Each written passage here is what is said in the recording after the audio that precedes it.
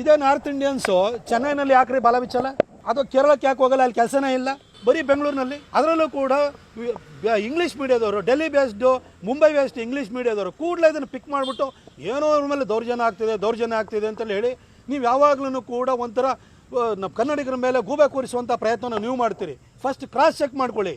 More ಅವರು ನಿಮ್ಮನ್ನು ಯಾರನ್ನು ಕೂಡ ನಾರ್ತ್ ಇಂಡಿಯನ್ಸ್ ಆಗಲಿ, ತಮಿಳರನ್ನಾಗಲಿ, ತೆಲುಗವ್ರನ್ನಾಗಲಿ ಅಥವಾ ಮಲಯಾಳಿಗಳನ್ನಾಗಲಿ ನಮ್ಮ ಕರ್ನಾಟಕಕ್ಕೆ ಬನ್ನಿ ನೀವಿಲ್ಲದೆ ಇದ್ರೆ ನಮಗೇನು ಗತಿ ಇಲ್ಲ ಅಂತ ಹೇಳಲಿಕ್ಕೆ ಬಂದಿಲ್ಲ.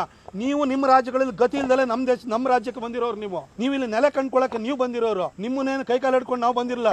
ನೀವು ನಮ್ಮ ಕರ್ನಾಟಕಕ್ಕೆ ಎಂಟ್ರಿ ಬೇಕು ಅಂತ ಕೇರಳದವರು ಕೂಡ ಈ ಪಕ್ಕದಲ್ಲಿ ಬಂಡೀಪುರದಲ್ಲಿ ನಮ್ಮ ಅಭಯಾರಣ್ಯದಲ್ಲಿ ಅವರಿಗೆ ರಾತ್ರಿ ನೈಟ್ ಓಡಾಡುವಂಥದ್ದು ಪ್ರವೇಶ ನಿಷೇಧ ಇದೆಯಲ್ಲ, ಅದನ್ನು ತೆಗೆದಾಕಿ ಅಂತ ಹೇಳ್ತಾರೆ. ಯಾಕೆ ಹೇಳಿ? ಗತಿ ಇಲ್ಲ, ತಿನ್ನಕ್ಕೆ ಗತಿ ಇಲ್ದಲೇ ಇಲ್ಲಿ ಕರ್ನಾಟಕ ಬರಬೇಕು, ಅವರಿಗೆ ಆಬಾದಿತ್ವ ಬರಬೇಕು. ಬೇರೆ ರಾಜ್ಯಗಳವರು ನಿಮ್ಮ ರಾಜ್ಯಗಳಲ್ಲಿ ಒಳ್ಳೆ ವ್ಯವಸ್ಥೆ ಇಲ್ಲದಿರೋದ್ರಿಂದ, ಒಳ್ಳೆ ಕಂಪನಿಗಳು ಇಲ್ಲದೆ ಇರೋದ್ರಿಂದ, ಒಳ್ಳೆ ಕಾಲೇಜಸ್ ಇಲ್ಲದೆ ನೀವು ಇಲ್ಲಿ ಗತಿಗೆಟ್ಟು ಬರ್ತಾ ಇದ್ದೀರಿ. ನೀವು ನಮಗೆ ಪಾಠ ಹೇಳಕ್ಕೆ ಹೋಗ್ಬೇಡಿ.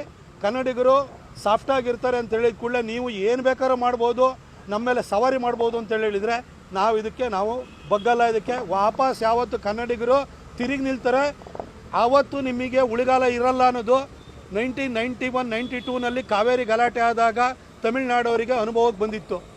ಅಂಥ ಒಂದು ಪರಿಸ್ಥಿತಿನ ಇನ್ನೊಂದು ಸರಿ ನೀವು ತಂದಿಟ್ಕೊಳಕ್ಕೆ ಹೋಗಬೇಡಿ. ನೀವು